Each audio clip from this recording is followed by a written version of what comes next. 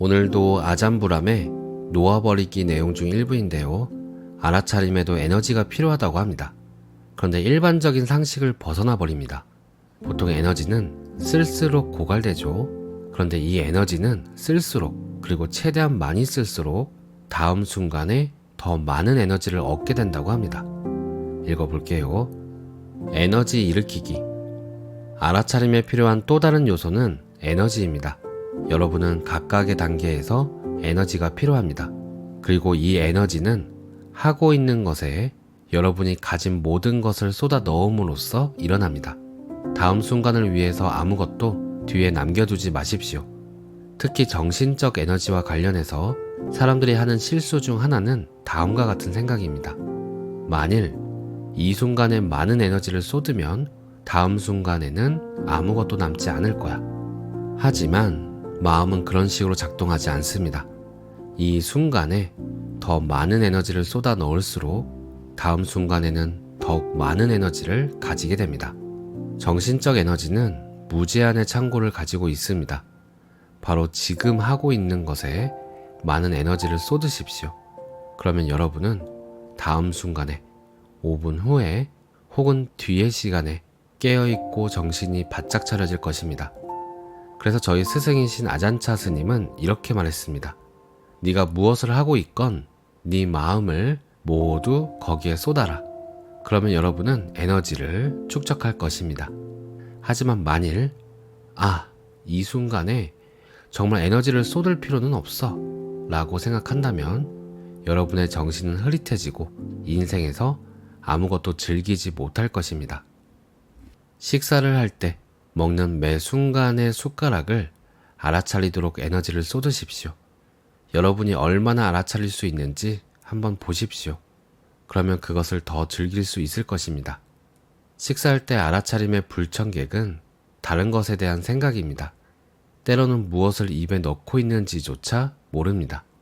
그러니 많은 사람들이 소화불량으로 고생하는 것도 이상할 게 없습니다. 여러분이 무엇을 하고 있던지 간에 언제나 그것을 알아차리십시오. 그러면 에너지가 일어날 것입니다. 불빛 밝히기. 알아차림이 강해지고 예리해지면서 여러분은 아주 어두침침한 세계에서 빠져나오고 있음을 인식할 것입니다. 알아차림이 점점 강해지는 것은 방에 전등을 켜는 것 또는 태양이 떠오르는 것과 같습니다. 주위가 밝아집니다. 여러분은 여러분을 둘러싸고 있는 더 많은 것들을 봅니다. 이것은 실제에 스포트라이트를 비추는 것과 같습니다. 여러분은 풍부한 색상, 매력적 모양, 그리고 깊은 질감의 미묘한 아름다움을 보기 시작합니다. 이것들은 모두 아름답고 멋지게 나타납니다. 알아차림이 강력해지면 이것은 통찰뿐 아니라 지복도 일으킵니다. 강력한 알아차림을 개발했을 때 이것은 눈부신 햇살 아래에 아름다운 정원에 가는 것과 같습니다. 이것은 활력과 신심을 일으킵니다. 빛나는 마음인 강력한 알아차림으로 세상의 좁은 한 부분에 초점을 맞추면 그 본질을 매우 깊게 볼 수 있을 것입니다. 빛나고 집중된 알아차림을 경험하는 것은 멋지고 아름다움을 봅니다. 이렇게 알아차림을 개발하는 것은 마음의 불빛을 밝히는 것과 같습니다. 알아차림이 여기저기로 돌아다니도록 내버려두는 대신 하나의 대상에 알아차림을 유지할 때 알아차림은 그 자체의 에너지를 축적합니다. 여러분은 사물을 매우 깊고 아름답게 보기 시작합니다. 통찰의 근육 만들기. 알아차림이 강해지면 통찰의 근육이 생깁니다. 숲에 있는 하나의 나뭇잎 같은 대상을 취하십시오. 그리고 여기에 주의력을 유지시키십시오. 그저 하나의 푸른 잎이 아니라 모든 세계를 볼 때까지 알아차림이 고요해지도록 하십시오. 그러면 여러분은 알아차림의 힘을 이해할 것입니다. 알아차림을 하나의 대상에 유지할 수 있을 때 이것이 어떻게 대상의 아름다움을 밝게 비추고 드러내는가를 알게 될 것입니다. 얼마나 많은 것을 볼 수 있는지, 얼마나 많은 세세한 모습들과 색깔과 질감이 이 작은 잎 하나에 존재하는지, 이것은 참으로 매혹적입니다.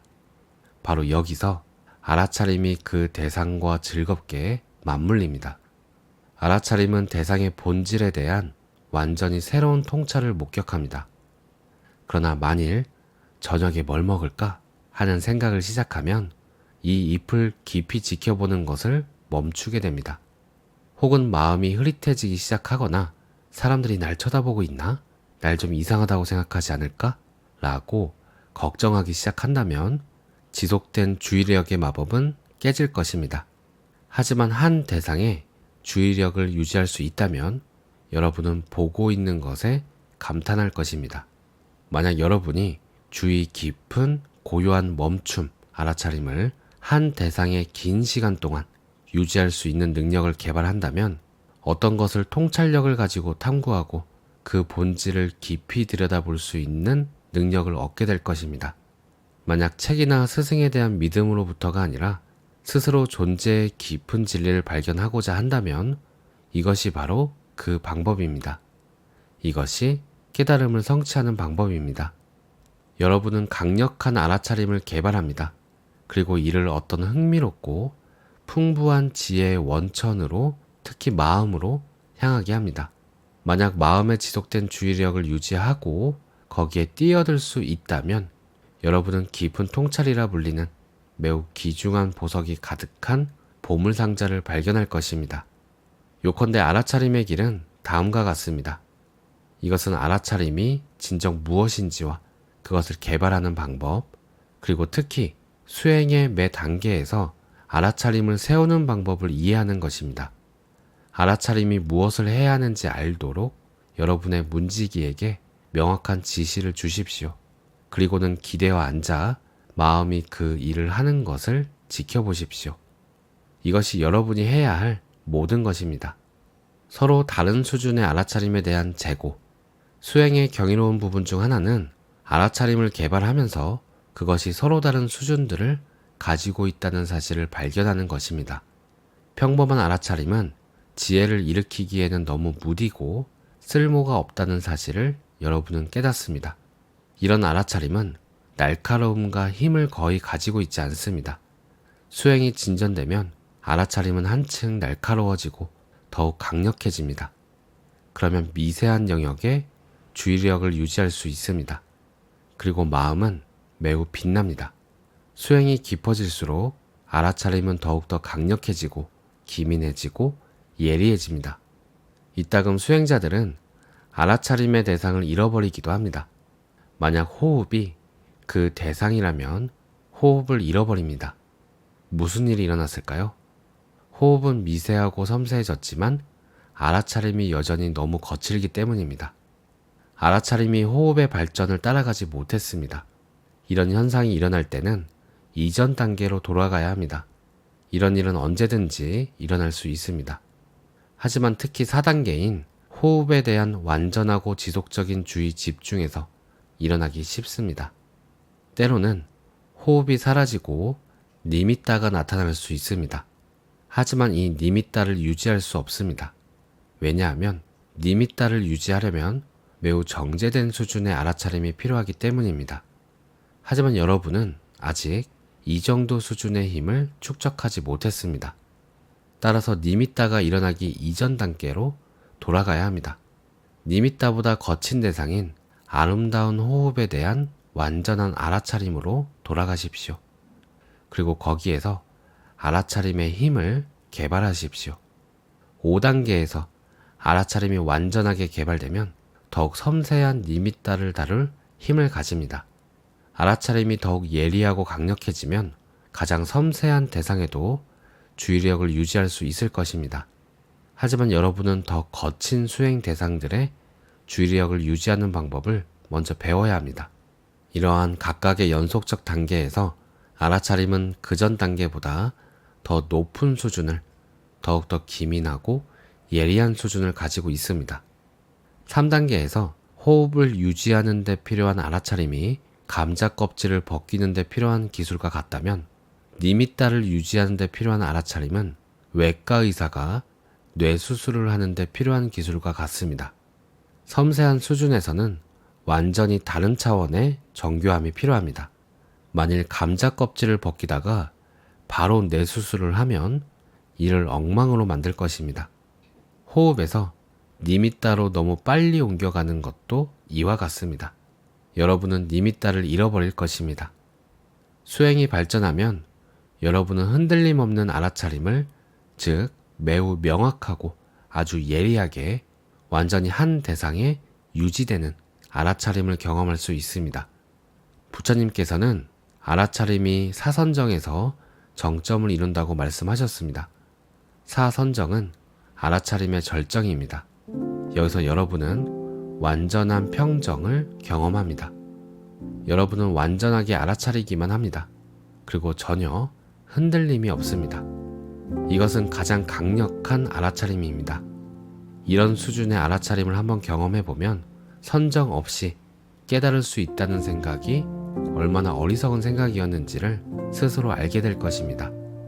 이러한 강력한 알아차림 없이는 강력한 통찰을 성취할 수 없을 것입니다.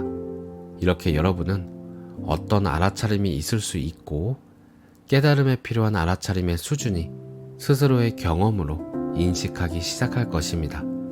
여러분이 알고 있듯이 일상생활에서의 알아차림과 깊은 수행에서의 알아차림은 별개의 것입니다. 알아차림은 각각 다른 정도의 힘, 섬세함, 그리고 침투력을 가지고 있습니다. 칼에 무딘 칼과 예리한 칼, 감자 필러와 메스 등 많은 종류가 있듯 알아차림도 이와 같습니다. 그러니 예리하고 강력한 알아차림을 개발하십시오. 그러면 여러분은 이것을 이용해서 마음의 본질을 깊숙이 팔 수 있을 것입니다.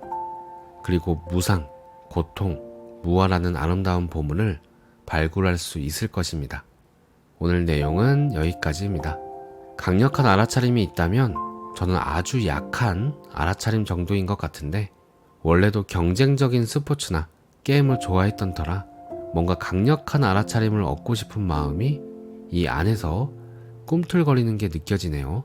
한편에서는 그런 욕망을 버리라는 소리도 들리고요. 꼭 필요한 시기에 필요한 스승이 여러 가지 형태로 나타난다고 하던데, 또 삶은 저를 어디로 끌고 갈까요? 무엇을 제게 가져다 주든 감사하게 받아들이겠다고 속삭여 봅니다. 오늘은 추석인데요. 풍성한 한가위 되시길 바랍니다. 감사합니다.